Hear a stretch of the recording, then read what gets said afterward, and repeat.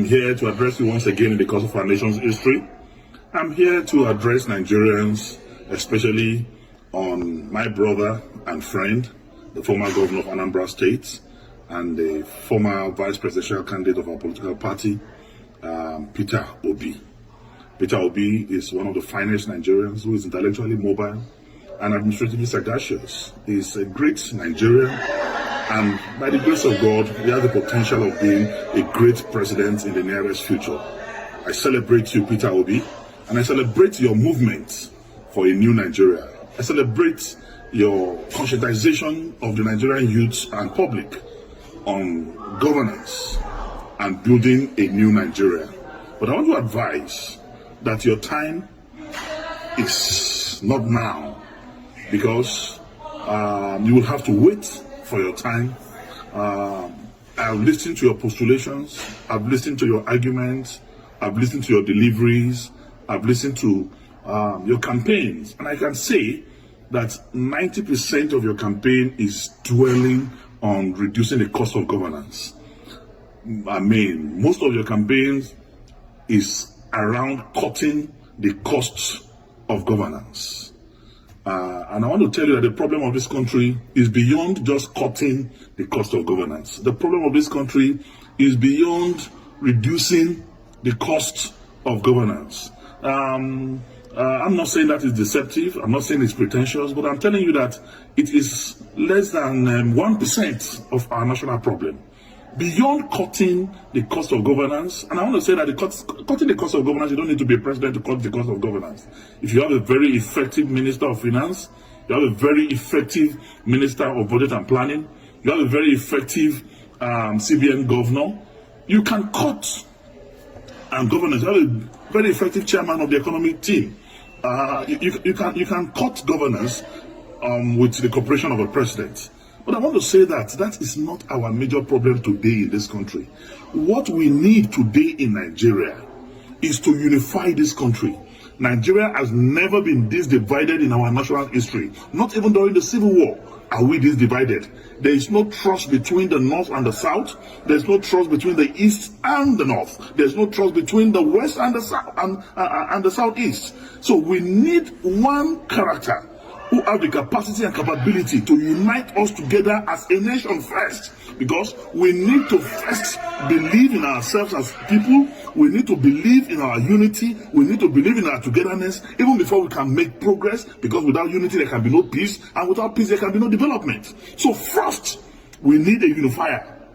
Who can unify this country? Today I want to ask sincerely Peter Obi and his supporters, can Peter Obi be trusted by a typical Katsina man or somebody from the northern part of this country? Can he be trusted as an Igbo man by Middle Belters, by core northerners? The answer, in every sincerity of purpose of heart and commitment, is no. So we need one Nigeria who is going to be trusted by every part of this country, who the North will believe in, who the South will believe in.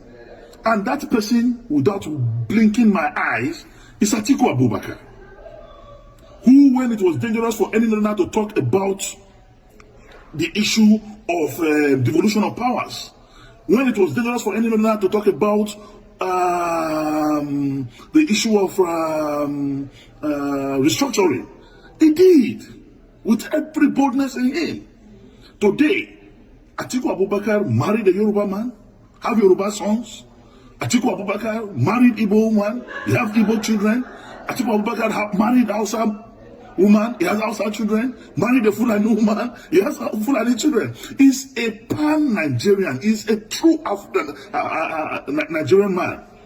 Only him, among those who are candidates of presidential, who are candidates of any political party today, seeking for the presidency of this country, have the capacity and potential to bring us together as a nation. So I want to say, it is time for us to think. I encourage the crusade, the movement started by Peter Obi to continue.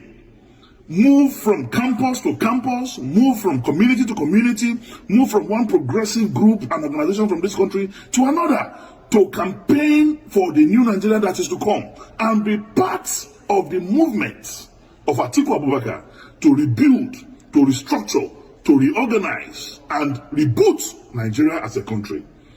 We must speak the truth, and the truth is the truth. You are a great Nigerian. I salute your political and intellectual sagacity. You are one Nigerian that I know. Tomorrow, there's a space for you. But for today, let us forget the social media drama. Let us forget the diaspora euphoria. The truth of the matter is we need a unifier. We need one Nigerian that can solve the problem of insecurity in this country. We need a Nigerian that will have intel from every security facet of our national life. We need a Nigerian that will get intel from Cameroon, from Chad, from Mali, from Benin.